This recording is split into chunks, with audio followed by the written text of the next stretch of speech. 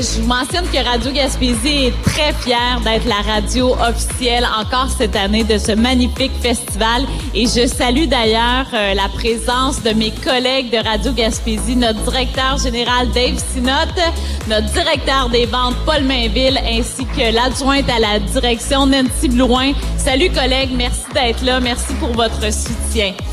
En terminant, je vais vous présenter deux festivaliers, des super festivaliers, parce que c'est ça qui est le fun dans des festivals comme ici à Petite-Vallée. On fait des rencontres vraiment intéressantes.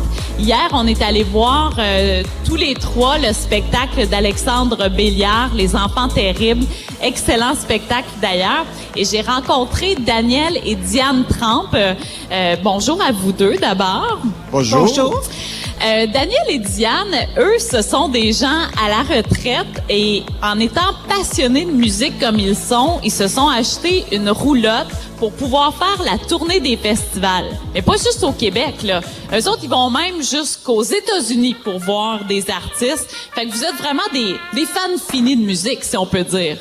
Oui, on a toujours été des amateurs de musique aussi, j'en fais un petit peu. Et on a eu nos 4 enfants, et on a eu le privilège de les voir progresser dans des écoles à vocation musicale à Sainte-Thérèse, en banlieue de Montréal, et à Montréal. Et on adore la musique. Donc, c'est sûr que lorsqu'il est venu le temps de la retraite, on a décidé de partir faire la tournée des festivals aux États-Unis. En plus, on avait une fille qui restait en Californie, donc ça nous donnait un pied à terre là-bas. Alors, donc, on est parti tout de suite, et puis on est allé à Nouvelle-Orléans, on est allé écouter de la musique là-bas, on est allé à South by Southwest à Austin, puis à Coachella, on est allé 4 fois. Là, on arrive de là, présentement. Ah oui? Ouais. C'était comment cette année? En mode encore COVID un peu ou pas tant? Pas du tout, ça paraissait même pas. On était à 90 000, mais sur des terrains immenses, par exemple. Ouais. Non, c'était excellent, c'était bien, mais c'est magique là-bas. Ouais, hein, il se passe quelque chose. Il y a quelque chose là-bas là, qui est très différent d'ici. Tu dirais que c'est quoi, Diane, la différence? Parce que là, on va quand même pas comparer le festival en chanson et Coachella, mais je veux dire, dans un grand festival comme ça, qu'est-ce qui fait la couleur d'un événement? La couleur de l'événement, c'est, je pense, comme ici, c'est l'accueil. La proximité des gens qu'on n'a pas dans les gros festivals. Mm-hmm. La proximité des artistes, je veux dire. Oui. L'accueil au niveau du personnel, des gens, des artistes, des festivaliers. On se parle. C'est très intéressant. Si on est parti pour les festivals, il y a des choses qu'on recherche dans ce festival, c'est l'énergie, l'enthousiasme et l'espoir. On retrouve beaucoup ces 3 éléments-là chez les jeunes habituellement. Ouais. Et on le retrouve aussi à Petite-Vallée. OK. À Petite-Vallée, on retrouve ces 3 éléments-là. L'énergie, l'enthousiasme et l'espoir. Il y a beaucoup de ferveur ici. Donc, oui, il y a des éléments d'ici qu'on retrouve, des valeurs qu'on retrouve à Petite-Vallée, qu'on retrouve dans ce qu'on recherche dans les festivals. Oui. Et donc, on retrouve autant ces valeurs-là ici. Puis ici, ça a été long avant que vous puissiez venir parce que toi, Daniel, tu travaillais pour les commissions scolaires. Donc, avant ta retraite, il y a 6 ans, c'était pas possible de prendre des vacances à la fin du mois de juin pour venir voir le festival en chanson. Fait que ça a été parmi un de tes premiers projets de retraite de venir au festival en chanson de Petite-Vallée. Je dirais que ça a été le premier projet. Le projet prioritaire, parce que j'ai été de nombreuses années privé professionnellement, je pouvais pas me libérer, donc j'avais vraiment hâte de vivre ce moment-là. Et lorsque j'ai pris ma retraite, c'est la première décision qu'on a prise, c'est de s'inscrire au festival pour venir ici à Petite-Vallée. On a eu la chance de voir la dernière année dans l'ancien théâtre de la Vieille Forge. Avant l'incendie. Oui, et on a vu des spectacles incroyables, notamment, je pense à Richard Séguin, qui a fait un spectacle mémorable en 2017. Donc, non, ça a été vraiment... Puis depuis ce temps-là qu'on revient chaque année avec des amis. Oui, c'est ça, parce que là, ils sont quand même très gentils. Il y avait un pique-nique prévu ce midi, puis leurs amis leur ont dit « Hey, manquez pas l'occasion de faire une entrevue. On va déplacer l'heure du pique-nique. » Donc, c'est pour ça qu'ils sont avec nous aujourd'hui. En matière de voyage, de déplacement, vous vous êtes acheté une roulotte pas trop grosse pour pas que ça soit un casse-tête à traîner. C'est une 14 pieds, Daniel. Puis c'est quoi votre façon de voyager? C'est-à-dire que moi, j'entends ça, puis je me dis, ça doit coûter cher faire la tournée des festivals comme ça, mais vous êtes des gens là qui faites, vous êtes pas des gens riches là, pas plus que n'importe qui ici là. C'est ça que j'ai compris en prenant de l'info sur vous. Ben, je peux dire qu'on arrive d'un voyage de 3 mois et demi. Je dirais qu'en moyenne, ça a coûté 25 $ par jour pour le logement de la roulotte. En moyenne, les festivals. Il y a Coachella qui coûte quand même assez cher, mais on participe à des activités, la plupart du temps, qui sont gratuites. Le festival country de Nashville, on arrive de là aussi. On a pris des bains de foule. Il y a des spectacles gratuits, un peu comme le festival de jazz à Montréal. Le festival de blues à Chicago, c'est la même chose. C'est gratuit et c'est payé entièrement par la ville de Chicago.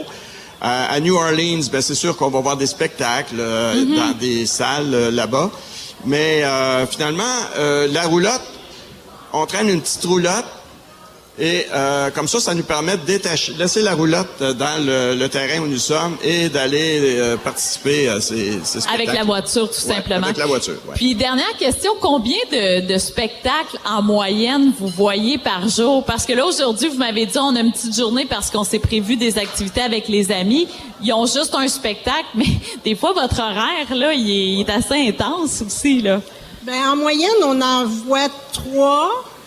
À peu près, là, si on peut faire une moyenne sur la semaine, puis on a des journées qu'on a eu 4, 5.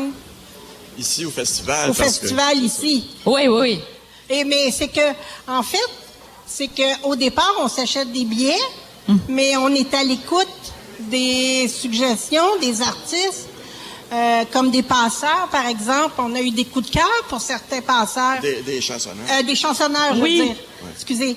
Et alors là, ben, on s'inscrit, on va déjeuner parce que vous voulez les voir à l'œuvre. On s'achète des billets. Hier, on a vu Alexandre. Comment il s'appelle? Alexandre Béliard.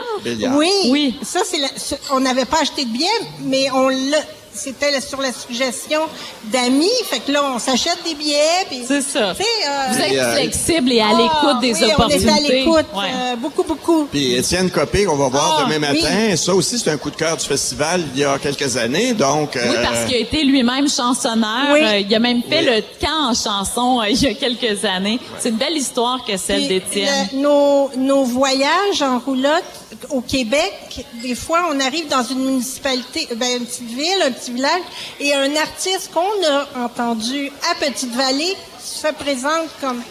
Alors là, on va voir le concert. Wow!